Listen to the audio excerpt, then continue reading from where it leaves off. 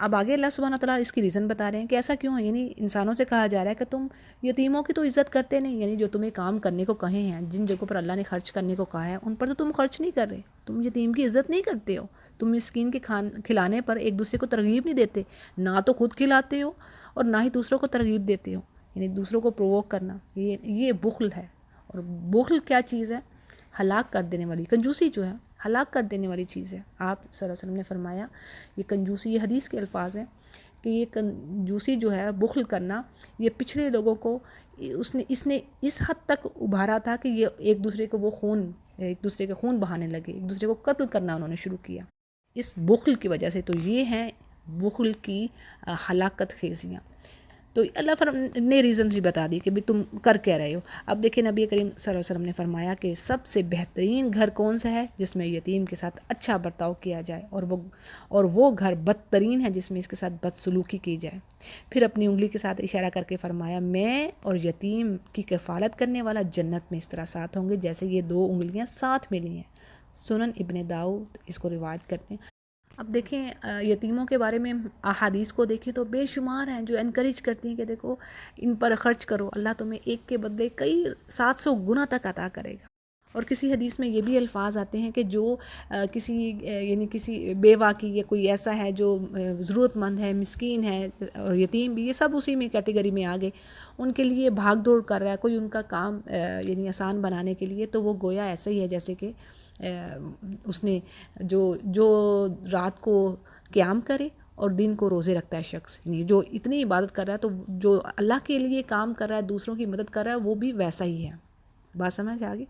یعنی اس کو بھی اسی طرح شمار کیا جائے گا جیسے ایک عابد کام کر رہا ہے کہ وہ رات کو قیام کرتا ہے اور دن کو روزے رکھتا ہے۔ ٹھیک ہے جی، آگے چلتے ہیں۔ اور اللہ فرماتے ہیں کہ تم جو میراث ہے، ہر کوئی یہ چاہتا ہے کہ وہ خود ہی کھا جائے، دوسروں کو جو ڈسٹریبیوشن ہے انہیریٹنس کی، اس میں دیکھیں کتنی لڑائیاں، فساد، دنگے، کیا کچھ ہو رہا ہوتا ہے۔ ہر کوئی چاہتا ہے کہ بس میں ہی لے لوں اور دوسرے کو تو اس کا حق بالکل ہی نہ ملے۔ اور مال کو تم بڑا عزیز رکھتے ہو، اور یقیناً جس وقت زمین، اب یہاں پر پھر آگے سے قیامت کا جو نقشہ ہے وہ ہے کہ زمین کوٹ کر برابر کر دی جائے گی اور تیرا رب خود آ جائے گا اور فرشتے صفے باندھ کر آ جائیں گے، یعنی قطار میں کھڑے ہو جائیں گے۔ اور جس دن جہنم بھی لائی جائے گی، جیسے پیچھے بھی میں نے بتایا پچھلے پارے میں بھی کہ جہنم بھی قریب آ جائے گی اور جنت بھی، اور اس دن انسان کی سمجھ میں آئے گا کہ میں نے کیا کر کے آنا تھا، لیکن اب اس سمجھنے کا فائدہ کوئی نہیں ہے، اور وہ کہے گا کہ اے کاش میں نے اپنی زندگی کے لیے کچھ آگے بھیج دیا ہوتا۔ بس آج اللہ کے عذابوں جیسا عذاب کسی کا نہ ہوگا، یعنی ایسا اللہ عذاب دے گا اور ایسی پکڑ کرے گا کہ اس کی جیسی پکڑ کسی کے نہ ہوگی۔ اور جو خوبصورت بات آتی ہے کہ جو نفس مطمئنہ، یعنی جو نیک روح ہوگی، اس کو کہا جائے گا کہ تو اپنے رب کی طرف چل، تیرا رب تجھ سے راضی ہوا اور تو اس سے راضی۔ اللہم جعلنا منہم، اللہم جعلنا منہم، اللہم جعلنا منہم، اور اللہ ہمارے پیاروں کو بھی ان میں سے کرے۔ اور اسے کہا جائے گا کہ تو میرے خاص بندوں میں شامل ہو جا اور میری جنت میں چلی جا۔ تو یہ ہے ریوارڈ جو نیک عمل کرنے والے ہیں۔ سورہ بلد، بسم اللہ الرحمن الرحیم۔ یہاں پر اللہ فرماتے ہیں میں قسم کھاتا ہوں شہر کی۔ اب یہ کون سا شہر ہے؟ اس سے مراد مکہ مکرمہ ہے، کیونکہ جب یہ سورہ نازل ہوئی تو آپ کا یعنی جو آپ کا مسکن تھا، جو آپ کی رہنے کی جگہ تھی، مکہ مکرمہ ہی تھی۔ ٹھیک ہے جی، پھر آگے بات آ رہی کہ اس شہر میں آپ کے لیے لڑائی حلال ہونے والی ہے، یعنی یہ اشارہ ہے اس وقت کی طرف جب مکہ فتح ہوا۔ اللہ نے پہلے ہی اشارہ دے دیا کہ اس وقت کیا ہوا تھا کہ اللہ نے نبی کریم صلی اللہ علیہ وسلم کے لیے اس مسجد الحرام میں قتال کو حلال فرما دیا تھا۔ حالانکہ اس میں اس کی حرمت ہے نا کہ کوئی بھی کسی بھی انسان کسی زیرو کو نہیں مار سکتا، کسی بھی جانور کو نہیں مار سکتے، چڑیا ہو چاہے پرندہ ہو، کوئی بھی کسی قسم کا یا کوئی کیڑا مکوڑا، اس کو نہیں مار سکتے سوائے سانپ کے اور بچھو کے۔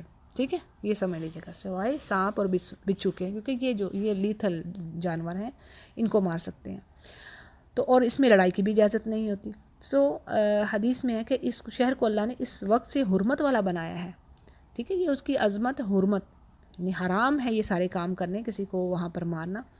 جب سے اللہ نے زمین و آسمان بنائے ہیں تب سے اس شہر کو حرمت والا بنایا ہے، بس یہ اللہ کی ٹھہرائی ہوئی حرمت ہے اور یہ قیامت تک حرام ہے، نہ اس کا درخت کاٹا جائے، نہ اسے کانٹے اکھیڑے جائیں، اور صرف ایک دن کی ایک ساعت کے لیے اللہ نے حلال کیا تھا آپ صلی اللہ علیہ وسلم کے لیے، اور آج اس کی حرمت پھر لوٹ آئی ہے جیسے کل تھی.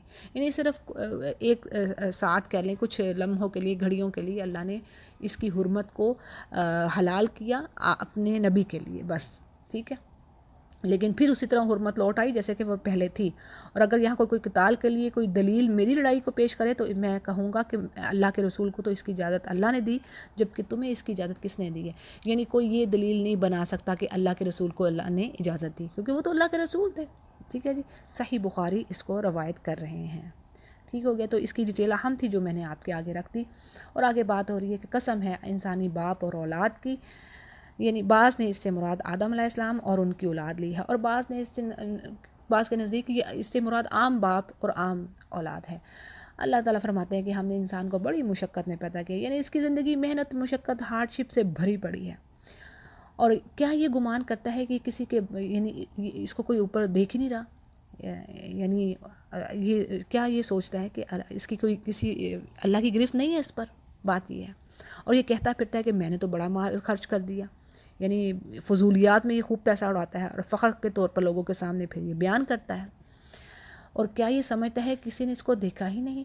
یعنی اس طرح اللہ کی نافرمانی میں پیسہ خرچ کر رہا ہے تو سمجھتا کیا ہے کہ اسے کوئی دیکھنے والا نہیں ہے. اب دیکھیں اس پر ایک حدیث ہے، اس کے الفاظ میں آپ کے آگے رکھتی ہوں.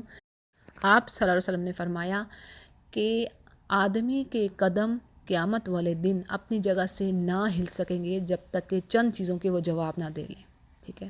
یعنی کچھ سوالات ہوں گے، جب تک وہ ان کے جواب نہ دے لے گا اس کے قدم اپنی جگہ سے ہل نہ سکیں گے قیامت کے روز. ٹھیک ہے. اب اس میں کیا کیا چیزیں آتی ہیں، کچھ تو میں جو مجھے ابھی ذہن میں آ رہی ہے میں آپ کو بتائی دیتی ہوں. کہ ایک یہ پوچھا جائے گا کہ تم نے اپنی جوانی کہاں گزاری، یعنی اپنا وقت کہاں برباد کیا، کہاں لگایا. صحیح ہے. پھر اس کے بعد کہ تم نے یہ جو آرڈر تھوڑا سا چینج ہو سکتا ہے، یعنی یہ بھی پوچھا جائے گا کہ تم نے پیسہ کہاں سے کمایا، حلال کمایا، حرام کمایا، کس طرح پیسہ کمایا. اور پھر یہ بھی پوچھا جائے گا کہ تم نے اس پیسے کو لگایا کہاں، کہ اللہ کی راہ میں لگایا کہ شیطان کی راہ میں لگایا. یہ بھی سوال کیا جائے گا. اور اس کے علاوہ بھی کچھ سوالات ہوں گے. تو یہ میں نے ایک بات آپ کے آگے رکھی، یعنی ایک یہ بھی ہوگی بات کہ اس نے اپنی جوانی کہاں فنا کی، پیسہ کہاں سے کمایا اور کہاں لگایا، اللہ کے راستے میں پیسہ لگایا کہ نہیں. یعنی نعمتوں کی پوچھ گچھ ہوگی. اور اس کے علاوہ بھی کوشچن ہوں گے. پھر جی آگے بات ہے، اللہ فرماتے ہیں کہ میں نے انسان کو 2 آنکھیں نہیں دیں، زبان اور ہونٹ نہیں بنائے اس کے، یہ نعمتیں ہیں اس کی، اور ہم نے اس کو دکھا دیے 2 راستے. اب 2 راستے پھر وہی اگین بات خیر کا اور شر کا راستہ.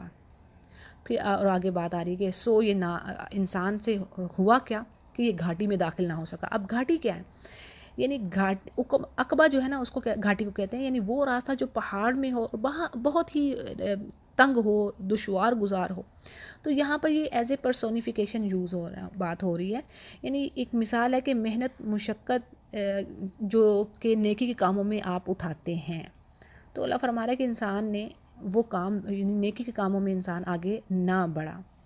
یعنی انسان کو شیطان کے وسوسوں اور نفس کے شہوانی تقاضوں کے خلاف جو مشقت کرنی پڑتی ہے وہ نہ کر سکا. پھر اسی طرح آگے بات آتی ہے اور کہ تو کیا سمجھا کہ گھاٹی کیا ہے؟ یعنی کسی گردن کو آزاد کروانا. یعنی گھاٹی عبور کرنے سے مراد کون کون سے کام ہیں؟ کسی گردن کو آزاد کر دینا، کسی بھوکے کو، یعنی جو کوئی آپ کا رشتہ دار ہو اس کو کھانا کھلا دینا، یتیم کو یا مسکین کو، اور کسی ضرورت مند کی ضرورت کو پورا کر دینا. تو یہ ہیں دشوار گزار گھاٹی میں داخل ہونے والے کام. اور دیکھیں اس کی احادیث میں بڑی اہمیت آئی ہے، جیسے کہ جس نے غلام آزاد کیا تو اس کے بدلے میں نبی کریم صلی اللہ علیہ وسلم فرماتے ہیں کہ اللہ تعالیٰ مومن بندے کے ہر عضو کو، ہر باڈی پارٹ کو جہنم کی آگ سے نجات دیں گے. اسی طرح جو صدقہ خیرات کرنا ہے، اگر ہم رشتہ داروں کی طرف دیکھتے ہیں، اگر وہ ضرورت مند ہے تو ان کو پہلے ترجیح دینی ہے. اور اس میں 2 چیزیں ہو جاتی ہیں، یعنی ایک تو صدقہ بھی ادا ہو جاتا ہے، دوسرا صلہ رحمی بھی ادا ہو گیا، یعنی ڈبل اجر اس میں ملے گا. ایک چیز واضح کرتی چلوں کہ آج کے دور میں غلام آزاد کرنے کے بارے میں یہ آتا ہے کسی مقروض کو قرض سے نجات دلا دینا. یعنی یہ ایک صورت ہے غلام آزاد کرنے کی. اور پھر آگے مومن کی کوالٹی آ رہی ہے، اللہ فرماتے ہیں کہ پھر وہ یعنی وہ یہ سارے کام کرتا، پھر وہ ایمان والوں میں سے ہوتا اور ایک دوسرے کو صبر کی اور رحم کی وصیت یہ کرتے.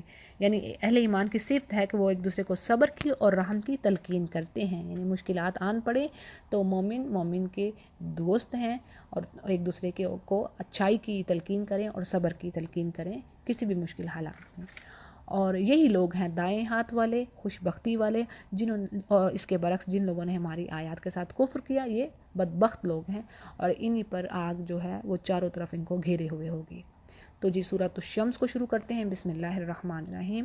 قسم ہے سورج کی اور اس کی دھوپ کی، یعنی اس کی روشنی کی، اور قسم ہے چاند کی جب اس کے پیچھے آئے، اور قسم ہے دن کی جب سورج کو نمایاں کر دے، یعنی جو سورج کی روشنی ہے اس کو وہ پھیلا دیتا ہے دن.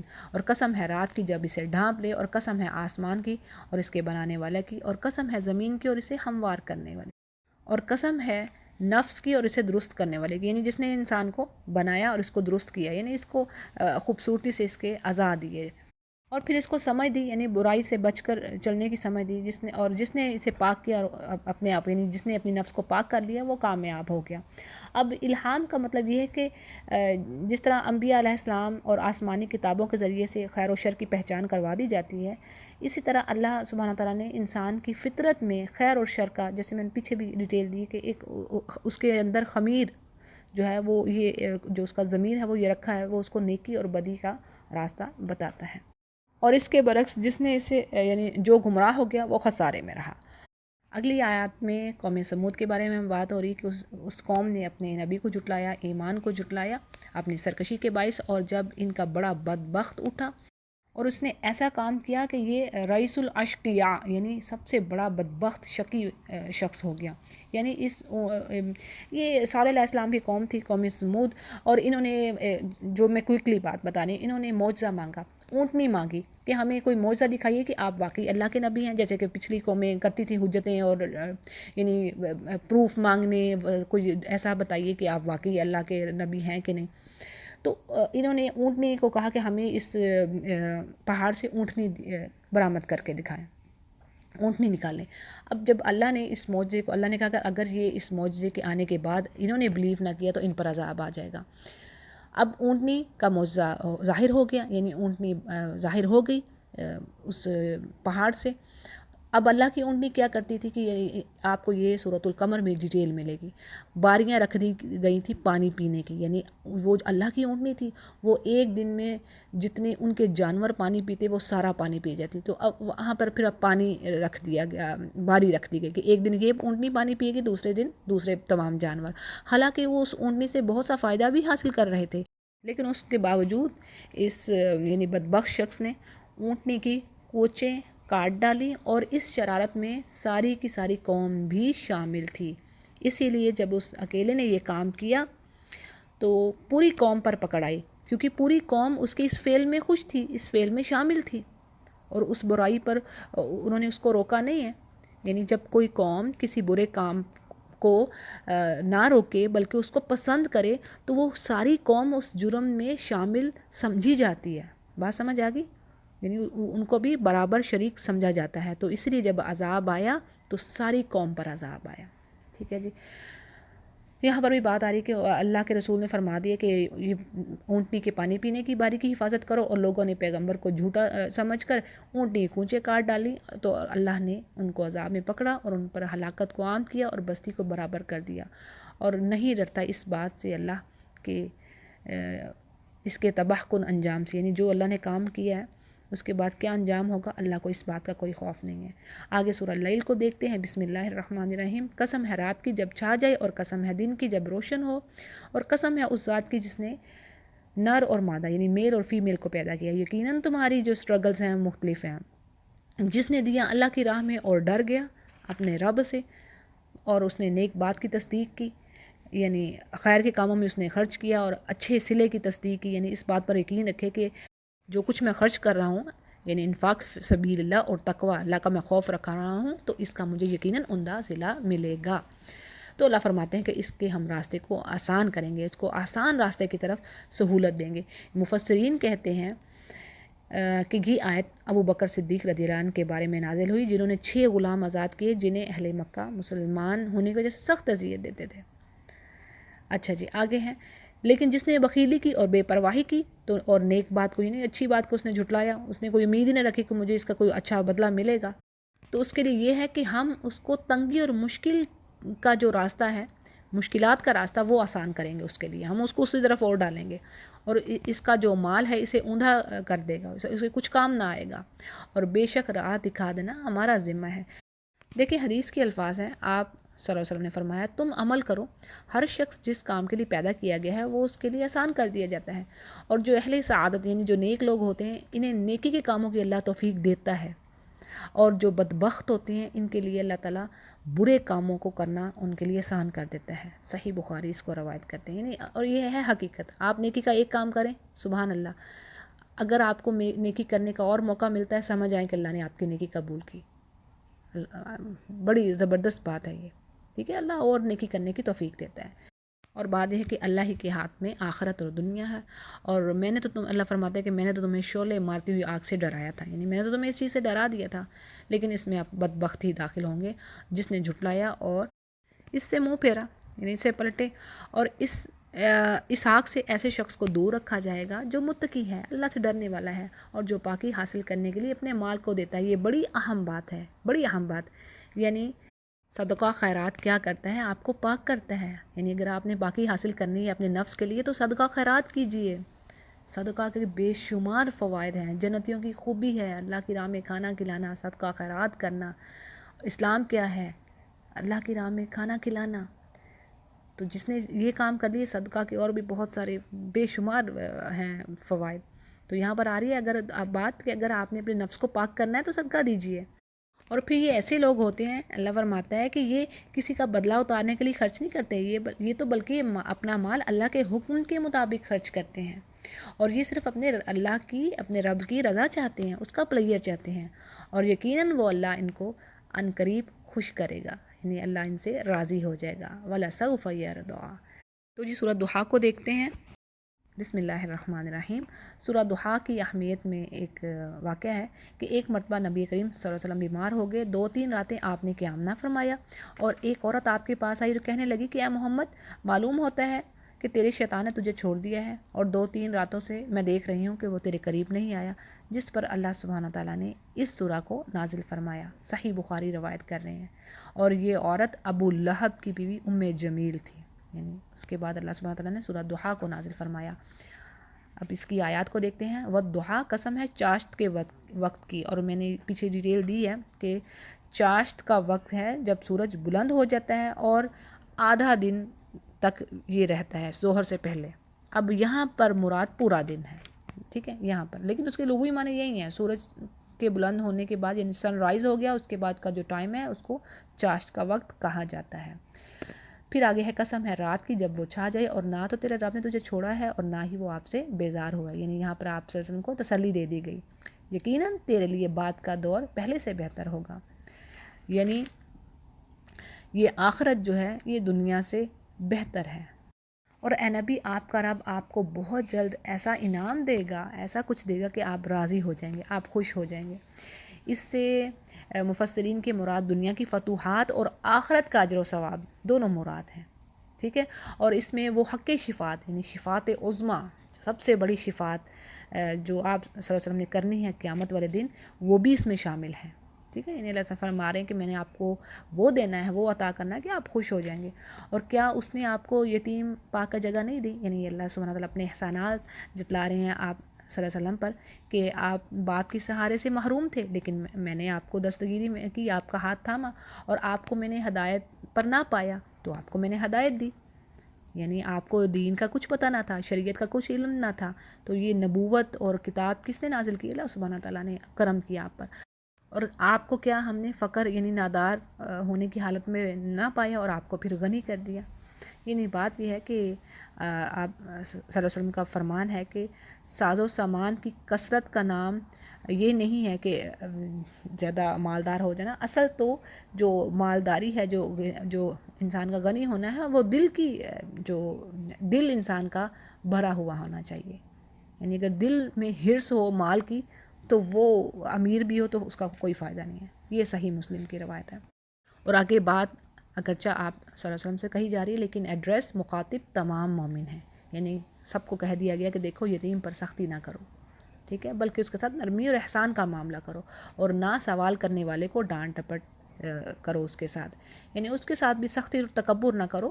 اگر کچھ نہیں ہے تو اس کے ساتھ بڑے اچھے خوبصورت انداز میں معذرت کر لو. دیکھیں نا پیچھے بات آتی ہے سورۃ البقرہ میں کہ نرم بات کہہ دینا، اچھی بات کہہ دینا بھی صدقہ ہے. اب دیکھیں اس میں زیادہ میں ڈیٹیل نہیں دے سکتی، جو ویسے میری تفاسیر ہیں اس میں ڈیٹیل آپ کو انشاءاللہ ملے گی. پھر آگے بات ہے وَأَمَّا بِنِعْمَتِ رَبِّكَ فَحَدِّثْ، اور اپنے رب کی نعمتوں کو آپ بیان کرتے رہیں.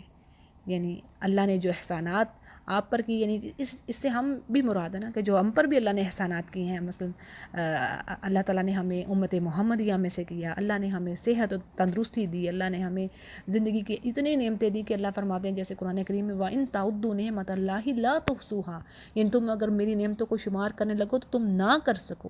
تو یہ اللہ کی بے شمار نعمتیں ہیں. اللہ تعالیٰ انسانوں کو اولاد دے رہا ہے، مال و دولت دے رہا ہے، تندرستی دے رہا ہے، یہ سب اللہ کی نعمتیں ہیں. تو جب اللہ اتنی نعمتیں دیتا ہے تو اب اس کے صلے میں کیا کرنا ہے؟ اللہ کی نعمتوں کو بیان کیجئے، اللہ کا ذکر کیجئے، اور تھینک فل والا جو جذبہ ہے وہ انسان میں ہونا چاہیے. تکبر و فخر نہیں ہونا چاہیے. ٹھیک ہے جی. سورہ علم نشرہ کو دیکھتے ہیں.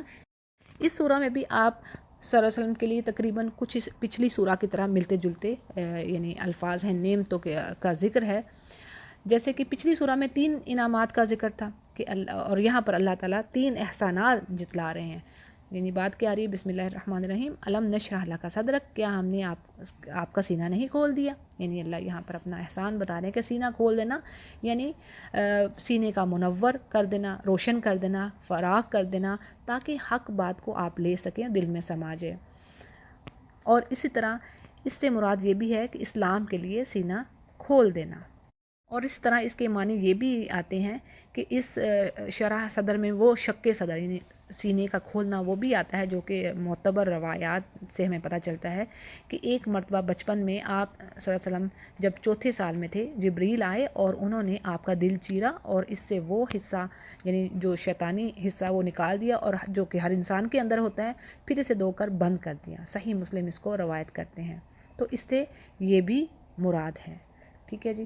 آگے اللہ فرماتے ہیں اور تجھ پر سے تیرا بوجھ ہم نے اتار دیا.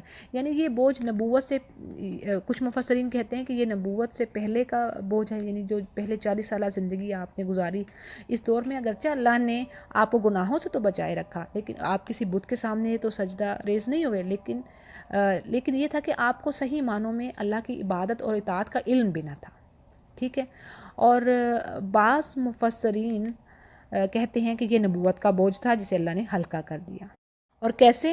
یعنی اس کی راہ میں، تبلیغ کی راہ میں جو مشکلات آنی تھی، جو ہارڈشپس آنی تھی، جو پریشانیاں آنی تھی، ان کو برداشت کرنے کا حوصلہ دیا، اور تبلیغ و دعوت میں اللہ نے آسانیاں پیدا فرما دیں. اور پھر آگے بات آتی ہے ہم نے آپ کا ذکر بلند کر دیا. یعنی جہاں اللہ کا نام آتا ہے وہیں آپ کا نام آتا ہے. یہ اللہ آپ کا ذکر اللہ نے بلند کیا. مثلاً اذان، نماز اور دیگر بہت سے مقامات ہیں جہاں پر آپ صلی اللہ علیہ وسلم کا تذکرہ ہے اور آپ کی صفات کی تفصیل ہے، اور اللہ کا نام آتا ہے تو آپ کا نام بھی ساتھ آتا ہے. اور اسی طرح فرشتوں میں آپ کا ذکر خیر ہے. تو یہ ہے آپ کا ذکر خیر بلند کرنا. اور آگے بات آ رہی ہے بے شک مشکل کے ساتھ آسانی ہے. 2 بار یہ ورڈ آئے، یعنی کہ اگر مشکل ہے تو پیچھے آسانی ضرور آ رہی ہے. اب کیا ہے کہ جب آپ فارغ ہوں تو عبادت میں محنت کیجئے. یعنی آپ نماز سے یا تبلیغ سے یا جہاد سے یا دعا میں اتنی محنت کریں کہ اتنی عبادت کریں کہ آپ تھک جائیں. اور آگے بات ہے کہ اپنے رب ہی کی طرف دل لگائیے. یہ آخری آیت ہے. یعنی اسی سے جنت کی امید رکھیے اور اسی سے اپنی حاجتیں طلب کریں، اپنی ضروریات مانگیں، اور تمام معاملات میں اسی پر اعتماد اور بھروسہ رکھیں. سورہ 3 کو شروع کرتے ہیں. بسم اللہ الرحمن الرحیم. والتین والزیتون، یعنی قسم ہے انجیر کی اور زیتون کی، وطور سینین، اور طور سینین کی. یہ وہی کوہ طور ہے، یعنی وہی طور کا پہاڑ ہے جہاں اللہ تعالیٰ حضرت موسیٰ علیہ السلام سے ہم کلام ہوا تھا، یعنی جس پر اللہ نے بات کی تھی. اسی کی قسم کھائی جا رہی ہے. وہاد البلد الامین، اور بلد الامین یعنی امن والا شہر کون سا ہے؟ اس سے مراد مکہ مکرمہ ہے جس میں قتال کی اجازت نہیں. اس کی ڈیٹیل میں پیچھے دے چکی ہوں. اور بعض مفسرین کہتے ہیں کہ یہ دراصل 3 مقامات کی قسم کھائی جا رہی ہے یہاں پر. ٹھیک ہے، ایک رائے یہ بھی ہے. وہ کہتے ہیں کہ 3 مقامات کی 3 پلیسز کی قسم کھائی گئی ہے، جن میں سے ہر ایک جگہ جلیل القدر ہے اور صاحب شریعت پیغمبر اس میں، یعنی کہ جو پیغمبر زبردست پیغمبر ان میں پیدا ہوئے. جیسے انجیر اور زیتون سے مراد وہ علاقہ ہے جہاں اس کی پیداوار زیادہ ہے، اور وہ ہے بیت المقدس جہاں عیسیٰ علیہ السلام پیغمبر بن کر آئے. اسی طرح طور سینا یا سینین، موسیٰ علیہ السلام کو نبوت عطا کی گئی اس پلیس پر. ٹھیک ہے، اور اسی طرح شہر مکہ میں نبی کریم صلی اللہ علیہ وسلم کی بعثت ہوئی، یعنی آپ صلی اللہ علیہ وسلم کو بھی اسی شہر میں نبوت عطا کی گئی. ابن کثیر یہ تفسیر دے رہے ہیں. پھر آگے بات آ رہی ہے کہ اللہ فرماتے ہیں ہم نے انسان کو بہترین صورت میں پیدا کیا، یعنی کہ اللہ کی تخلیق مخلوق کتنی زیادہ ہے، کیا کیا اللہ نے تخلیق کر دیا ہے. آپ سی کریچر دیکھیں کیسی کیسی آپ اللہ نے، جو وہ فش کی آپ سپیشیز دیکھیں اتنی ٹائپس ہیں اس کی، کیا کیا اللہ نے بنا دیے کائنات میں، ہمیں تو پتہ ہی نہیں ہے. اور اللہ نے خود کہہ دیا سورہ یاسین میں کہ تمہیں تو پتہ ہی نہیں ہے کہ میں نے کس کس چیز کے جوڑے بنائے ہیں. یعنی تمہارے تو جوڑے بنائے ہیں جو زمین سے اگ رہی چیزیں اس کے بھی جوڑے بنائے ہیں، اور جس کو تم جانتے ہی نہیں ہو، تمہیں پتہ ہی نہیں ہے میں نے کیا کیا بنایا. اور پرندوں کی آپ ٹائپس دیکھ لیں. اسی طرح سورہ نور میں اللہ فرماتے ہیں کہ میں نے ایسی مخلوق بنائی ہے، یعنی کوئی 2 پاؤں پہ چل رہی ہے، کوئی 4 پر چل رہی ہے، کوئی پیٹ کی بل رینگ رہی، جیسے آپ ریپٹائلز دیکھ لیں. تو لیکن اب انسان کو کیا ہے، اللہ نے کہا ہے کہ میں نے احسن، سب سے خوبصورت اس کے اعضاء کو نہایت خوبصورتی کے ساتھ بنایا، اور ان میں جانوروں کی طرح بے ڈھنگا پن نہیں بنایا. اور سب سے خوبصورت تخلیق انسان ہے اللہ کی. لیکن پھر آگے کیا ہے، ثم رددناہ اسفل سافلین، لیکن پھر اسے نیچوں سے نیچے کر دیا. یعنی یہ اشارہ اس طرف ہے کہ انسان کی عمر کی طرف اشارہ ہے کہ جوانی کے بعد اللہ نے اس کو، جوانی میں اللہ نے اس کو قوت دی، پہلے بچپنا، پھر جوانی قوت دی، پھر بڑھاپا آیا، دوف آ جاتا ہے، ویکنیس آ جاتی ہے، اور انسان کی عقل اسی طرح ہو جاتی ہے جس طرح بچے کی ہوتی ہے. اور بعض مفسرین نے اس کا دوسرا معنی بھی لیا ہے، یعنی اس سے یہ مراد ہے کہ انسان اپنی بد اخلاقیوں، اپنی برائیوں اور اللہ کی معصیت کے کاموں میں اس قدر بڑھ جاتا ہے، انتہائی پست اور سانپ بچھو سے بھی زیادہ وہ گیا گزرا ہو جاتا ہے، اور کہ وہ نیچوں سے نیچے چلا جاتا ہے. ٹھیک، یعنی کہ اللہ کے نافرمانی کے کاموں میں وہ ایسا بڑھتا ہے اور ایسے برے برے کام کرتا ہے. آج دیکھ لیں جیسے جو وارز ہوتی ہیں اور کس طرح ظلم ہوتا ہے، یعنی ہیومینٹی کے جو رولز ہیں، جو پرنسپلز ہیں، کس طرح ان کو تباہ کیا جاتا ہے. تو یہ بات آ رہی ہے کہ یعنی اللہ نے تو بہترین بنایا، لیکن انسان نے پھر اپنی اوقات دکھا دی. پھر آگے بات آ رہی ہے الا الذین، مگر وہ لوگ جو ایمان والے ہیں اور نیک عمل انہوں نے کیے، یعنی اس سے وہ بری ہوں گے جو کہ نیک عمل کرنے والے ہیں اور ایمان والے ہیں، اور ان کے لیے ایسا اجر ہے جو کبھی ختم نہ ہوگا. اور آگے بات آتی ہے کہ انسان تجھے روزے جزا کے جھٹلانے پر، یعنی تو مانتا نہیں ہے قیامت کے دن کو، تو اس پر تجھے کون سی چیز آمادہ کرتی ہے؟ کیا اللہ سب حاکموں سے بڑا حاکم نہیں ہے؟ یعنی یہ خطاب جو ہے نا، یہ ایک ڈانٹ ہے انسان کو کہ تجھے جس نے بہترین صورت میں پیدا کیا، تو اس کی بہترین تخلیق ہے، اور تو اس کے برعکس کیا کام کر رہا ہے. تو یہ اگلی سورہ کو دیکھتے ہیں، سورۃ العلق. بسم اللہ الرحمن الرحیم. اقرا بسم ربک الذی خلق، یعنی پڑھ اپنے رب کے نام سے جس نے پیدا کیا. اور تفسیر میں بات آتی ہے کہ یہ سب سے پہلی وحی ہے جو آپ صلی اللہ علیہ وسلم پر اس وقت آئی جب آپ غار حرا میں عبادت میں مصروف تھے، اور فرشتے نے آ کر کہا کہ آپ پڑھیے، تو آپ نے فرمایا میں تو پڑھا ہی نہیں ہوں. پھر فرشتے نے آپ کو پکڑ کر زور سے بھینچا اور کہا کہ پڑھیے، تو آپ نے پھر وہی جواب دیا. اس طرح 3 مرتبہ اس نے آپ کو بھینچا. اور اگلی آیت میں بات ہے کہ جس نے انسان کو خون کے لوتھڑے سے پیدا کیا، اور آپ پڑھتے رہیں، آپ کا رب بڑا کرم کرنے والا ہے، جس نے قلم کے ذریعے انسان کو علم سکھایا، اور جس نے انسان کو وہ سکھایا جسے وہ جانتا نہیں تھا. اور حقیقت تو یہ ہے کہ انسان آپے سے باہر ہو جاتا ہے، یعنی اپنی حدوں سے باہر جاتا ہے، اس لیے کہ وہ اپنے آپ کو بڑا بے پرواہ سمجھتا ہے. یعنی وہ یہ سمجھتا ہے کہ اس کا لوٹنا اس کے رب کی طرف نہیں ہے، حالانکہ اللہ کہہ رہے ہیں کہ اس کا لوٹنا تو میری طرف ہی ہے. اور کیا بھلا آپ نے اس کو دیکھا جو بندے کو روکتا ہے، یعنی جب بندہ نماز ادا کرتا ہے، اور اس سے مراد مفسرین کہتے ہیں کہ روکنے والا جو ہے وہ ابو جہل ہے، جو اسلام کا شدید دشمن تھا، اور روکا کسے جا رہا تھا؟ آپ صلی اللہ علیہ وسلم کو. اور پھر آگے اللہ فرماتے ہیں اگر تو وہ ہدایت پر ہوتا یا پرہیزگاری کا حکم دیتا تو بھلا دیکھو یہ اگر جھٹلاتا ہے اور منہ پھیرتا ہے تو کیا اس نے یہ نہیں جانا کہ اللہ اسے خوب دیکھ رہا ہے، یعنی اللہ گنہگاروں کو دیکھ رہا ہے۔ یقیناً اگر یہ باز نہ آیا تو ہم اس کے پیشانی کے بال پکڑ کر گھسیٹیں گے اور اسے ایسی جھوٹی پیشانی، یعنی یہ خطا کار ہے اور جھوٹا ہے، یہ اسی کی بات ہو رہی ہے، اور اس میں ہر کافر بھی آ سکتا ہے جو کہ نیکی کے کام کرنے والوں کو روکے گا، اور یہ اپنے مجلس والوں کو بلا لے، اور ہم بھی دوزخ کے جو سپاہی ہیں ہم ان کو بلا لیتے ہیں۔ اللہ فرماتے ہیں خبردار اس کا کہنا ہرگز نہ مانیے اور سجدہ کیجیے اور قریب ہو جائیے۔ سورۃ القدر کو دیکھتے ہیں، بسم اللہ الرحمن الرحیم۔ سورۃ القدر یعنی یقیناً ہم نے قرآن کریم کو شب قدر میں نازل فرمایا، اور آپ نے کیا سمجھا ہے کہ یہ شب قدر ہے کیا؟ یہ تو 1000 مہینوں سے بہتر ہے شب قدر، اور اس میں ہر کام کے انجام دینے کو اپنے رب کے حکم سے فرشتے اور جبریل علیہ السلام اترتے ہیں۔ اور اس کو شب قدر اس لیے کہا جاتا ہے یعنی اس رات میں سال بھر کے فیصلے کیے جاتے ہیں، یعنی کہ کس کو کتنا رزق دینا ہے، کتنی کس کی عمر ہونی ہے، یعنی کیا معاملات ہونے ہیں، کتنی دیر اس کی زندگی رہنی ہے، یہ سب چیزیں، یعنی سال بھر کے فیصلے اس ایک رات میں ہوتے ہیں۔ اور اللہ فرماتے ہیں کہ اس رات میں کی گئی عبادت 1000 مہینوں کی عبادت سے بہتر ہے، اور 1000 مہینے 83 ایئرز اور 4 مہینے بنتے ہیں۔ تو یہ اللہ کا بڑا فضل ہے امت محمدیہ پر کہ مختصر عمر میں زیادہ سے زیادہ ثواب حاصل کرنے کی اللہ نے سہولت دے دی، یعنی اس میں اگر عبادت کر لو گے تو وہ 1000 مہینوں کی عبادت سے بہتر ہے۔ اور فرشتے اور جبریل اللہ کے حکم سے اس رات میں اترتے ہیں، اور یہ رات فجر کے وقت تک، جب تک فجر طلوع نہیں ہوتی تب تک سلامتی لیے ہوئے ہے۔ سورۃ البینہ، بسم اللہ الرحمن الرحیم۔ اہل کتاب کے کافر اور مشرک لوگ جب تک ان کے پاس کوئی ظاہر دلیل نہ آ جائے، یعنی ٹھوس ثبوت نہ آ جائے، یہ باز رہنے والے نہ تھے، یعنی اللہ کا ایک رسول جو ان پر صحیفے پڑھے اور جس میں صحیح اور درست احکام ہوں۔ تو اہل کتاب ہوا یہ کہ اہل کتاب کے پاس دلیل آ جانے کے باوجود یہ شک و شبہ میں، یعنی اختلاف میں پڑے ہوئے ہیں، اور انہیں اس کے سوا کوئی حکم نہیں دیا گیا کہ صرف اللہ کی عبادت کرو، اسی کے لیے دین کو خالص رکھو، اور ابراہیم حنیف کے دین پر اور نماز، یعنی اس کے دین پر رہو اور نماز قائم کرو اور زکوٰۃ دیتے رہو، یہی سیدھا راستہ ہے ملت کا۔ اور بے شک جو لوگ اہل کتاب میں سے کافر ہوئے ہیں اور مشرکین ہیں وہ دوزخ میں جائیں گے، اور جہاں وہ ہمیشہ رہیں گے۔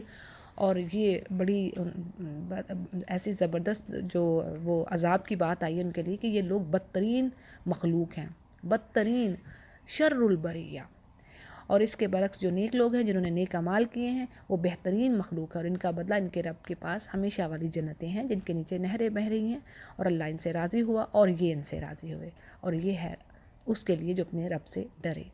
سورۃ الزلزال کو دیکھتے ہیں، اس میں قیامت کے دن کی ہی بات ہو رہی ہے کہ زمین پوری طرح جھنجھوڑ دی جائے گی، وہ اپنے بوجھ کو باہر نکال پھینکے گی، یعنی تمام مردوں کو، جو کچھ اس کے اندر معدنیات ہے، سونا ہے، سب کو باہر نکال پھینکے گی، اور انسان کہے گا کہ اسے کیا ہو گیا، یعنی اس کی آج حالت کیا ہے، اور زمین اپنی خبریں بیان کرے گی۔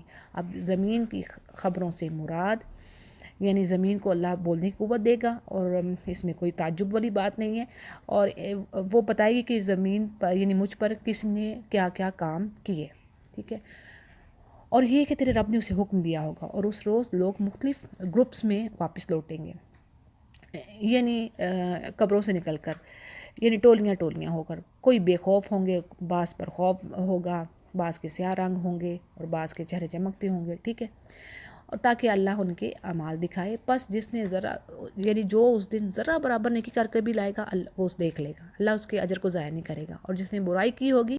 سورۃ العادیات، بسم اللہ الرحمن الرحیم۔ یہاں پر اللہ قسم کھا رہے ہیں ہانپتے دوڑنے والے گھوڑوں کی، پھر ٹاپ مار کر آگ جھاڑنے والوں کی، پھر صبح کے وقت دھاوا بولنے والوں کی، پس اس وقت جب وہ یعنی وہ گرد و غبار اڑاتے ہیں، پھر اسی کے ساتھ فوجوں کے درمیان وہ گھس جاتے ہیں، یعنی اس سے مراد وہ گھوڑے جو جنگ میں جہاد فی سبیل اللہ میں استعمال ہوتے ہیں، اللہ ان کی قسم کھا رہا ہے، یعنی یہ بڑا آنر ہے۔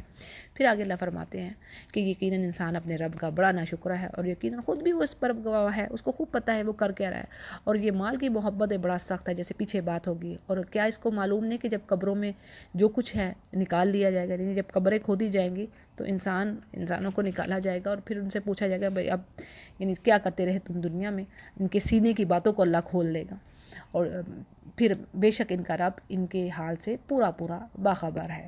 سورۃ القاریہ، بسم اللہ الرحمن الرحیم۔ القاریہ جو ہے قیامت کے ناموں میں سے ایک نام ہے، اور اس میں بھی قیامت کا ہی نقشہ بتایا جا رہا ہے کہ کھڑکھڑا دینے والی القاریہ۔ اور تمہیں کیا معلوم کہ یہ کیا چیز ہے، یعنی کھڑکھڑا دینے والی کیا ہے؟ جس دن انسان بکھرے ہوئے پروانوں کی طرح ہوں گے، اور پہاڑ دھنکے ہوئے جو ہے دھنکی ہوئی رنگین اون کی طرح ہو جائیں گے، اور جس کے پلڑے بھاری ہوں گے، وہ تو دل پسند زندگی میں ہوگا۔ یعنی بات یہ ہے کہ اللہ سبحانہ تعالیٰ اس دن لوگوں کے اعمال کو تولے گا، وے کرے گا، ٹھیک ہے؟ جس کے اعمال بھاری ہوئے تو وہ دل پسند زندگی میں جنت میں، اور جس کے ہلکے ہوئے وہ جہنم میں۔ اور اسی طرح ایک حدیث کے الفاظ آتے ہیں کہ جو کلمہ طیبہ ہے، لا الہ الا اللہ، یہ ہر چیز سے بھاری ہوگا۔ یہ اس میں حدیث میں آتا ہے کہ ایک شخص آئے گا، مومن آئے گا، اور اس کے جو جب تولے جائیں گے اس کے وزن، تو جو نیکیوں کا پلڑا ہے وہ ہلکا ہو جائے گا، اور برائیوں کا پلڑا اوپر اٹھ جائے گا۔ اب وہ کہے گا کہ میری تو ہلاکت ہو گئی، بس اب میں تو مارا گیا۔ لیکن اللہ سبحانہ تعالیٰ فرشتوں سے کہیں گے کہ ایک کاغذ لاؤ، تو اس کاغذ میں لا الہ الا اللہ لکھا ہوگا۔ اب وہ کہے گا کہ ایک اس کاغذ کا کیا وزن ہوگا، یہ تو میرے انبار لگا ہوا بڑا ہے برائیوں کا۔ لیکن جب وہ کاغذ اس میں ڈالا جائے گا تو وہ برائیوں کے جو انبار ہے وہ ہلکا ہو جائے گا، یعنی وہ جو بیلنس ہے۔ تو یہ ہے کلمہ طیبہ کی، جس نے سچے دل سے کلمہ طیبہ کہا اللہ اس کو بچا لے گا۔ یہ حدیث کے الفاظ ہیں۔ اور آگے اللہ فرماتا ہے کہ جو جہنمی ہے اس کا ٹھکانہ حاویہ ہے، اور آپ کو کا معلوم کہ حاویہ کیا ہے؟ یہ نارن حامیہ، تیز آگ ہے۔ اگلی سورہ تکاثر، بسم اللہ الرحمن الرحیم۔ یعنی دنیا کی جو کثرت ہے، زیادتی ہے، اس کی چاہت نے انسان کو غافل کر دیا ہے۔ یعنی دنیا کی ہرس میں رہا انسان، یہاں تک اس نے قبریں دیکھ لیں، اپنی قبر میں پہنچ گیا، لیکن دنیا کی ہرس نہ ختم ہوئی۔ اور اللہ فرماتے ہیں کہ ہرگز نہیں، تم عنقریب جان لو گے، پھر تمہیں ہرگز نہیں، تم عنقریب تمہیں پتہ چل جائے گا، اور اگر تم یقینی طور پر اس کو جان لو گے۔ اب دیکھیں، بات یہ ہے کہ جہنم کو ہر کوئی دیکھے گا، ٹھیک ہے؟ یہ اللہ نے قرآن کریم میں فرما دیا۔ اسی طرح حدیث میں یہ بھی آتا ہے کہ انسان دنیا میں جو آگ جلاتا ہے، یہ جہنم کا آگ کا 17واں حصہ ہے، یعنی جہنم کی آگ دنیا کی آگ سے 59 گنا زیادہ ہے۔ صحیح بخاری اس کو روایت کر رہے ہیں۔ استغفر اللہ، تو کیا حال ہوگا۔ اسی طرح حدیث میں یہ بھی آتا ہے کہ آگ نے اپنے رب سے شکایت کی کہ میرا ایک حصہ دوسرے حصے کو کھائے جا رہا ہے، تو اللہ نے اسے 2 سانس لینے کی اجازت دی، ایک سانس گرمی میں اور ایک سانس سردی میں۔ بس جو سخت سردی ہوتی ہے یہ اس کا ٹھنڈا سانس ہے، اور نہایت سخت گرمی جو پڑتی ہے تو وہ جہنم کا گرم سانس ہے۔ صحیح بخاری اس کو روایت کرتے ہیں۔ تو آگے اللہ فرماتے ہیں کہ تم یقیناً اس کو آنکھ سے دیکھو گے، پھر اس دن تم سے ضرور اور بالضرور نعمتوں کا سوال کیا جائے گا۔ یعنی جو اللہ نے تمہیں نعمتیں دے رکھی ہیں ان سب کا تمہیں حساب دینا ہوگا، جیسے کہ آنکھ، کان، دل، دماغ، امن، صحت، مال و دولت، سب کچھ جو اللہ نے نعمتیں دی ہیں ہر ایک کی پوچھ ہوگی۔ جیسے میں نے پیچھے بھی آپ کو بتا دیا کہ قیامت کے روز انسان کے قدم اپنی جگہ سے نہ ہل سکیں گے جب تک کہ وہ چند سوالوں کے جواب نہ دے دے۔ تو جی سورۃ العصر کو دیکھتے ہیں۔ بسم اللہ الرحمن الرحیم۔ والعصر، قسم ہے زمانے کی، بے شک انسان خسارے میں ہے، سوائے ان لوگوں کے جو ایمان لائے اور نیک عمل کیے، اور جنہوں نے آپس میں اچھی بات کی، حق بات کی وصیت کی، اور ایک دوسرے کو صبر کی نصیحت کی۔ یعنی یہ 4 چیزیں ہیں: ایمان، عمل صالح، اور تبلیغ کرنا، یعنی اچھی بات پہنچانا جہاں تک آپ کا اختیار ہے، ٹھیک ہے؟ نصیحت کرنا اچھائی کی، اور پھر صبر کرنا، اگر کوئی تکلیف آ رہی ہے، پریشانی آ رہی ہے، اس پر صبر کرنا۔ 4 چیزیں ہیں، اور یہ چاروں چیزیں جڑی ہوئی ہیں چین کی طرح۔ اگر آپ ڈیٹیل دیکھنا چاہیں تو تفسیر میں آپ کو ملے گی۔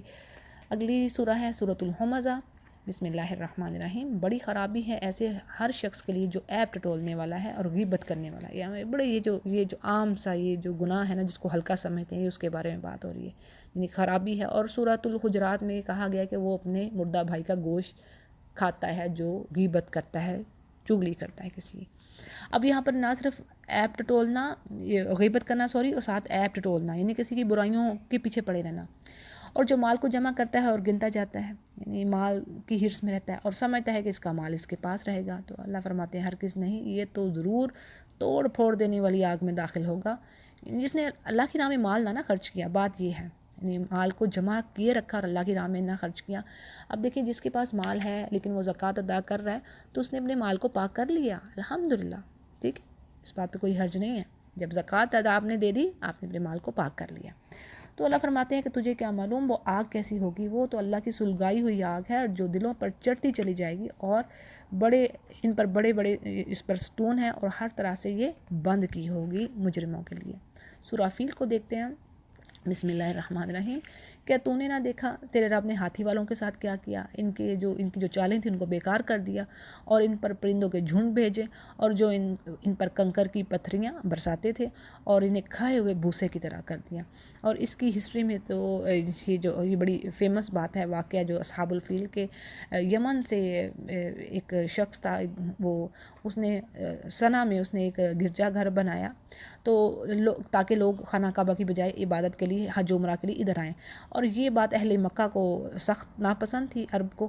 ان میں سے ایک شخص نے ابراہہ کے بنائے ہوئے عبادت خانے کو غلاظت سے پلید کر دیا۔ اب اس کی اطلاع پا کر اس کو غصہ آیا اور اس نے مکہ پر چڑھائی کرنے کے لیے تیاری کی، اور اس کے فوج میں کچھ ہاتھی بھی تھے۔ اور جب یہ لشکر وادی محصر کے پاس پہنچا تو اللہ نے پرندوں کے غول بھیجے جن کی چونچوں میں اور پنجوں میں کنکریاں تھیں جو چنے یا مسور کے برابر کہی جاتی ہیں، اور جس فوجی پر یہ کنکری گرتی وہ پگھل جاتا اور اس کا گوشت جھڑ جاتا اور بالآخر وہ مر جاتا، اور خود ابراہہ کا بھی سنا پہنچتے پہنچتے یہی انجام ہوا، اور اس طرح اللہ نے اپنے گھر کی حفاظت فرمائی۔ تو یہ اس کے پیچھے جو ہے ڈیٹیل ہے کہ اللہ سبحانہ وتعالیٰ نے اپنے گھر کی کس طرح حفاظت کی۔ اگلی سورہ کو دیکھتے ہیں، سورہ قریش۔ بسم اللہ الرحمن الرحیم۔ لإلاف قریش، قریش کے مانوس کرنے کے سبب، یعنی اس سورہ کو الاف بھی کہتے ہیں۔ الاف کے معنی ہے مانوس اور عادی ہو جانا، ٹھیک ہے، یعنی کسی چیز سے کراہت یا نفرت کا دور ہو جانا۔ تو قریش کا جو گزر ہوتا تھا یعنی تجارت کے لیے، وہ سال میں 2 مرتبہ تجارتی قافلہ لے کر جاتے اور تجارت کی اشیاء لاتے۔ سردیوں میں یمن کی طرف وہ جاتے، اور جو کہ گرم علاقہ تھا، اور گرمیوں میں وہ شام کی طرف جاتے جو کہ ٹھنڈا علاقہ تھا۔ تو اب اللہ فرما رہے ہیں کہ قریش اس چیز سے، یعنی اس جاڑے اور گرمی کے سفر سے مانوس ہونے کے سبب، اور اس کے شکریہ میں، یعنی اللہ نے ان پر یہ نعمت کی ہے تو اب اس کے شکریہ میں انہیں چاہیے کہ اس گھر کے رب کی عبادت کریں جس نے انہیں بھوک میں کھانا کھلایا اور خوف میں امن دیا۔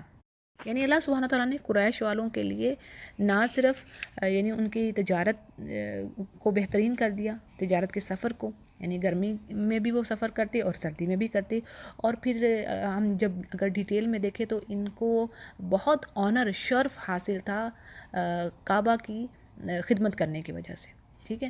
پھر دوسری بات اللہ سبحانہ تعالیٰ یہ فرماتے ہیں کہ عرب میں قتل و غارت گری عام تھی، یعنی کہ لیکن مکہ کے جو لوگ تھے نا، جو قریش مکہ جو تھا، ان کو احترام حاصل تھا، ان کی لوگ آنر کرتے تھے، وہ بے خوف ہو کر جاتے، یعنی ان کے قافلوں کو لوٹا نہیں جاتا تھا، ورنہ عام لوگوں کے قافلوں کو لوٹ لیا جاتا، لیکن ان کو خانہ کعبہ کی خدمت کی وجہ سے، وہ ان کے متولی تھے، ان کی بڑی عزت تھی، کوئی ان کو ہاتھ نہ ڈالتا۔ تو یہ اللہ کہہ رہے ہیں کہ میرا فضل تھا خاص ان پر، اب ان کو چاہیے کہ اس کا تھینکس کریں اور میری عبادت کریں۔ اور دیکھیں 2 چیزیں بہت بڑی ہیں، یعنی بھوک اور یہ جو خوف، پیس نہ ہونا، امن نہ ہونا، اس سے بڑی پریشانی کی اور بات کیا ہے کہ جس جگہ پر آپ رہ رہے ہیں آپ کو اپنی جان کا خطرہ ہو۔ تو اللہ نے ان دونوں نعمتوں سے ان کو نوازا، ٹھیک ہے جی۔ اگلی سورہ کو دیکھتے ہیں، سورہ کوثر۔ بسم اللہ الرحمن الرحیم۔ اللہ یہاں پر فرما رہے ہیں کہ اے نبی کریم صلی اللہ علیہ وسلم، آپ کو ہم نے حوض کوثر اور بہت کچھ دیا۔ حوض کوثر کیا ہے؟ اس سے کوثر کثرت سے ورڈ آ رہا ہے اور اس کے بہت سارے معنی ہیں، یعنی ایک نہیں بہت سارے معنی ہیں، اور ابن کثیر نے خیر کثیر کے مفہوم کو ترجیح دی ہے۔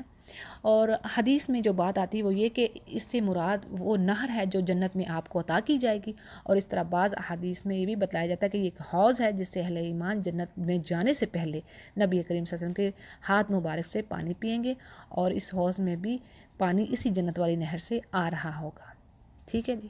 یہ ہے کوثر کا مفہوم۔ پھر آگے بات آ رہی ہے کہ اپنے رب کے لیے نماز پڑھی اور قربانی کیجیے، یقیناً جو آپ کا دشمن ہے وہی بے نام و نشان رہے گا۔ یعنی جو کفار مکہ تھے آپ صلی اللہ علیہ وسلم پر طعن تشنیع کرتے اور آپ کو ابتر کہتے۔ ابتر ایسے شخص کو کہتے ہیں جس کی نسل ختم ہو جائے، اس کی ذات پر ہی اس کی نسل ختم ہو جائے اور اس کا کوئی نام لینے والا نہ رہے، لیکن اللہ نے آپ صلی اللہ علیہ وسلم کو تسلی دی کہ آپ تو ابتر نہیں ہیں، یہ آپ کے دشمن ہی ایسے ہوں گے، آپ کہ تو جو پیچھے آپ کو محبت کرنے والے وہ تو قیامت تک رہیں گے۔ اور اللہ سبحانہ تعالیٰ نے آپ کی نسل کو بھی باقی رکھا، یعنی علی رضی اللہ عنہ کی جو اولاد ہے فاطمہ رضی اللہ عنہا کی، تو اس سے سلسلہ لڑکی سے آپ کا سلسلہ اللہ سبحانہ تعالیٰ نے باقی رکھا، آپ کی نسل کو باقی رکھا۔ سب کی نسلیں ختم ہو جائیں گی لیکن آپ کی نسل کا سلسلہ رہے گا۔ ایون آپ کے جو صحابہ ہیں، جو آپ کے ساتھی ہیں، ان کے نام کو اللہ نے زندہ رکھا، تو کیسے ممکن ہے؟ جیسے آج بھی آپ دیکھیں قریشی، ہاشمی، یہ سب یہ نام صحابہ کے نام ہیں، بہت سارے نام ہیں جو ابھی تک ان کے نام لینے والے ہیں، ان کی نسلوں کو اللہ نے زندہ رکھا ہے، ان کا ذکر خیر۔ تو یہ کیسے ممکن ہے کہ جو سید الانبیاء ہیں وہ ایسے ہو جائیں؟ تو یہ تسلی کے لیے کہ اللہ فرماتے ہیں کہ آپ کا دشمن ہی بے نسل ہوگا۔ اگلی سورہ کو دیکھتے ہیں، سورۃ الکافرون۔ بسم اللہ الرحمن الرحیم۔ اس سورہ کی اہمیت میں بات یہ ہے کہ رسول اللہ صلی اللہ علیہ وسلم طواف کی 2 رکعتوں اور فجر اور مغرب کی سنتوں میں سورہ کافرون اور سورہ اخلاص کو پڑھتے تھے۔ اسی طرح آپ نے بعض صحابہ کو فرمایا کہ رات کو سوتے وقت یہ سورہ پڑھ کر سو گے تو تم شرک سے بری قرار پاؤ گے۔ مسند احمد اس کو روایت کرتے ہیں۔ یہ بڑی اہم بات ہے، یعنی رات کو پڑھ کے سونا اور پھر طواف کی 2 رکعتوں میں اور فجر اور مغرب کی سنتوں میں، ٹھیک ہے، ان صورتوں کو پڑھیے، یہ جو ہیں سورۃ الکافرون اور سورہ اخلاص۔ اور بعض روایات میں خود آپ صلی اللہ علیہ وسلم کا بھی یہی عمل بتلایا گیا کہ آپ رات کو اس کو سوتے وقت پڑھتے۔ تو پہلی آیت میں بات آ رہی ہے کہ اے نبی ان سے کہہ دیجئے کہ اے کافرو، میں عبادت کروں گا اس کی جس کی تم عبادت کرتی ہو، نہ تم عبادت کرو جس کی میں عبادت کرتا ہوں، اور نہ میں پرستش کروں گا جس کی تم نے پوجا کی، اور نہ تم اس کی پوجا کرو جس کی میں عبادت کر رہا ہوں۔ تمہارے لیے تمہارا دین اور میرے لیے میرا دین ہے۔ اگلی سورہ کو دیکھتے ہیں، سورہ نصر۔ بسم اللہ الرحمن الرحیم۔ اس سورہ کی بیک گراؤنڈ یوں ہے کہ یہ نزول کے اعتبار سے آخری سورہ ہے، نازل ہونے کے اعتبار سے صحیح مسلم اس کو روایت کر رہے ہیں کہ یہ آخری سورہ ہے جو نازل ہوئی، اور جس وقت یہ سورہ نازل ہوئی تو بعض صحابہ نے سمجھ لیا کہ اب آپ صلی اللہ علیہ وسلم کا آخری وقت آ گیا ہے، اس لیے آپ کو تسبیح، تحمید اور استغفار کا حکم دیا جا رہا ہے۔ ابن عباس اور عمر رضی اللہ عنہما کا واقعہ یعنی یہ صحیح بخاری میں ہے۔ تو جی اس سورہ کو دیکھتے ہیں، جب اللہ کی مدد اور فتح آ جائے تو اے نبی آپ دیکھیں گے کہ اللہ کے دین میں لوگ ہجوم، یعنی بہت زیادہ ڈھیر لوگ آئیں گے اسلام قبول کرنے کے لیے۔ اللہ کی مدد سے مراد یعنی اسلام اور مسلمانوں کا کافروں پر غلبہ آ جانا، ٹھیک ہے، اور فتح سے مراد فتح مکہ ہے، ٹھیک ہو گیا۔ یعنی جب مسلمان غالب ہو جائیں گے کافروں پر تو آپ پھر دیکھیں گے کہ کس طرح ڈھیر جو کافر ہیں وہ مسلمان ہوں گے، اور فتح کون سی؟ یعنی جب مکہ فتح ہو جائے گا۔ مکہ فتح ہوتے ہی لوگ فوج در فوج اسلام میں داخل ہونا شروع ہو گئے، یعنی پہلے تو ایک دو کر کے مسلمان ہوتے تھے، لیکن اس کے بعد جب لوگوں پر یہ بات واضح ہوگی کہ آپ اللہ کے سچے نبی ہیں اور دین اسلام ہی حق دین ہے، تو اب لوگ ڈھیروں کی تعداد میں لوگ آئیں۔ تو اللہ فرماتے ہیں کہ آپ اپنے رب کی تسبیح بیان کریں اور حمد کے ساتھ اس سے مغفرت طلب کریں، بے شک وہ بڑا ہی توبہ قبول کرنے والا ہے۔ سورہ لہب کو دیکھتے ہیں، بسم اللہ الرحمن الرحیم۔ ابو لہب کے دونوں ہاتھ ٹوٹ گئے اور وہ خود ہلاک ہو گیا۔ اس سورہ کو سورۃ المسد بھی کہتے ہیں، اور اس کی بیک گراؤنڈ میں یہ بات ہے کہ آپ صلی اللہ علیہ وسلم کو حکم ہوا کہ اپنے رشتہ داروں کو تبلیغ کریں، یعنی ان کو بھی بتائیں۔ آپ نے صفا کی پہاڑی پر چڑھ کر یا صباحہ کی آواز لگائی، اور جس طرح کے کوئی خطرے کی علامت سمجھی جاتی ہے، اس آواز پر لوگ اکٹھے ہو گئے۔ آپ نے فرمایا اگر میں تمہیں یہ خبر دوں کہ اس پہاڑ کے پیچھے ایک جو گھڑ سوار لشکر ہے جو تم پر حملہ کرنا چاہتا ہے تو تم میری بات مانو گے؟ تو انہوں نے کہا کیوں نہیں، ہم نے کبھی آپ کو جھوٹا ہی نہیں پایا۔ تو آپ نے فرمایا کہ میں تمہیں ایک بڑے عذاب سے ڈرانے آیا ہوں، اگر تم اس کفر میں رہے تو تم مبتلا رہے تم پر عذاب آئے گا۔ تو اس پر ابو لہب نے کہا کہ ہلاکت ہو تیرے لیے، کہ تو نے ہمیں اسی لیے جمع کیا تھا، جس پر اللہ نے یہ سورہ نازل فرمائی۔ اور ابو لہب کا اصل نام عبدالعزہ تھا، اپنے حسن و جمال اور اپنے چہرے کی سرخی کی وجہ سے اسے ابو لہب کہا جاتا تھا۔ تو اللہ فرما رہے ہیں اس کا مال اس کے کام نہ آیا، نہ ہی اس کی کمائی، اور وہ عنقریب بھڑکنے والی آگ میں جائے گا، اور اس کی بیوی بھی ساتھ جائے گی جو لکڑیاں ڈھونے والی ہے، یعنی اس کی بیوی بھی آپ صلی اللہ علیہ وسلم کی دشمنی میں آگے ہوتی تھی۔ اور بعض کہتے ہیں کہ وہ کانٹے دار جھاڑیاں ڈھو کر لاتی اور آپ صلی اللہ علیہ وسلم کے راستے پر لا کر بچھا دیتی۔ تو کہا جا رہا ہے کہ اس کی بیوی بھی جہنم میں جائے گی جو لکڑیاں ڈھونے والی ہیں، اور اس کی گردن میں پوست کھجور کی بٹی ہوئی رسی ہوگی۔ سورہ اخلاص، بسم اللہ الرحمن الرحیم۔ قل هو اللہ احد، یعنی آپ کہہ دیجئے کہ اللہ ایک ہے اور اللہ بے نیاز ہے، نہ اس سے کوئی پیدا ہوا، نہ ہی وہ کسی سے پیدا ہوا، اور نہ ہی کوئی اس کا ہمسر ہے، یعنی نہ اس کی کوئی اولاد ہے، نہ ہی اس نے کسی کو پیدا کیا۔ یہ مختصر سی سورہ بڑی فضیلت کی حامل ہے، اسے نبی کریم صلی اللہ علیہ وسلم نے 1/3 قرآن قرار دیا ہے اور اسے رات کو پڑھنے کی ترغیب دی ہے۔ سورہ فلق کو دیکھتے ہیں۔ بسم اللہ الرحمن الرحیم، کل اعوذ برب الفلق، یعنی اے نبی کہہ دیجئے کہ میں صبح کے رب کی پناہ میں آتا ہوں اور ہر اس چیز کے شر سے جو اس نے پیدا کی، اور اندھیری رات کی تاریکی کے شر سے جب اس کا اندھیرا پھیل جائے، اور گرہ لگا کر ان پر پھونکنے والیوں کے شر سے، یعنی جو جادو کرتی ہیں گرہ پر پھونکتی ہیں، اور حسد کرنے والوں کی برائی سے جب وہ حسد کرنے لگے۔ اس کے بعد سورہ ناس ہے اور سورہ فلق، یہ دونوں صورتیں مشترکہ، یعنی دونوں ہی جو فضیلت ان کی بہت زیادہ فضیلت ہے۔ اور نبی کریم صلی اللہ علیہ وسلم نے فرمایا کہ آج کی رات مجھ پر کچھ ایسی آیات نازل ہوئیں جن کی مثل میں نے کبھی نہیں دیکھی، یہ فرما کر آپ صلی اللہ علیہ وسلم نے یہ دونوں صورتیں پڑھیں۔ صحیح مسلم اس کو روایت کرتے ہیں۔ اسی طرح آپ صلی اللہ علیہ وسلم نے اپنے صحابی ابو حافظ رضی اللہ عنہ سے کہا کہ کیا میں تمہیں سب سے بہترین تعویذ نہ بتاؤں؟ تعویذ کا مطلب ہوتا ہے جس چیز سے پناہ مانگی جائے، ٹھیک ہے، یہ وہ تعویذ نہیں جو گلے میں ڈالے جاتے ہیں، سمجھ آئی بات کی؟ یعنی میں تمہیں وہ چیز نہ بتاؤں جو تمہیں بچائے شیطانی اثرات سے، اور جس کے ذریعے سے پناہ طلب کرنے والے پناہ مانگتے ہیں۔ تو انہوں نے عرض کیا ہاں ضرور بتلائیے، تو آپ نے دونوں صورتوں کا ذکر کر کے فرمائے یہ دونوں معوذتان ہیں، یعنی دونوں ہر طرح کے شر اور ایول سے بچانے والی ہیں۔ صحیح نسائی اس کو روایت کرتے ہیں۔ اسی طرح نبی کریم صلی اللہ علیہ وسلم انسانوں اور جنوں کی نظر سے پناہ مانگا کرتے تھے، اور جب یہ دونوں صورتیں نازل ہوئیں تو آپ نے ان کے پڑھنے کو معمول بنا لیا۔ اور پھر کیا تھا، یعنی کیا طریقہ کار تھا آپ کا، کہ عائشہ رضی اللہ عنہا فرماتی ہیں کہ جب آپ کو کوئی تکلیف ہوتی تو آپ معوذتین یعنی کل اعوذ برب الفلق اور کل اعوذ برب الناس پڑھ کر اپنے جسم پر پھونک لیتے۔ جب آپ کی تکلیف زیادہ ہوگی تو میں یہ صورتیں پڑھ کر آپ کے ہاتھوں کو برکت کی امید سے آپ کے جسم پر پھیرتی۔ بخاری اس کو روایت کر رہے ہیں۔ اور اسی طرح یہ بھی ان کے بارے میں روایت ہے کہ نبی کریم صلی اللہ علیہ وسلم پر جب جادو کیا گیا تو جبریل یہی دو صورتیں لے کر حاضر ہوئے اور فرمایا کہ ایک یہودی نے آپ پر جادو کیا ہے، اور یہ جادو فلاں کنویں میں ہے، اور آپ نے حضرت علی کو بھیج کر اس سے منگوایا، اور یہ کنگھی کے دندانوں میں اور بالوں کے ساتھ ایک تانت کے اندر 11 گریں پڑی ہوئی تھیں، اور موم کا ایک پتلا تھا جس میں سوئیاں چبھوئی ہوئی تھیں۔ تو جبریل کے حکم کے مطابق آپ ان دونوں صورتوں میں سے ایک ایک آیت پڑھتے جاتے، اور گریں کھلتی جاتی اور سوئی نکلتی جاتی، اور خاتمے تک پہنچتے پہنچتے ساری گریں کھل گئی اور سوئیاں بھی نکل گئیں، اور آپ بالکل صحیح ہو گئے، جیسے کوئی شخص کسی چکر بندی سے آزاد ہو جاتا ہے۔ صحیح بخاری اس کو روایت کر رہے ہیں، کافی لمبی یہ روایت تھی۔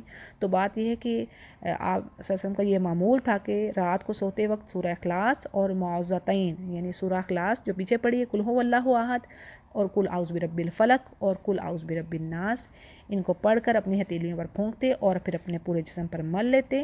پہلے سر، چہرے اور جسم کے اگلے حصے پر ہاتھ پھیرتے، اس کے بعد جہاں تک آپ کا ہاتھ پہنچتا آپ 3 مرتبہ ایسا کرتے۔ یہ صحیح بخاری اس کو بھی روایت کر رہے ہیں، ٹھیک ہے جی۔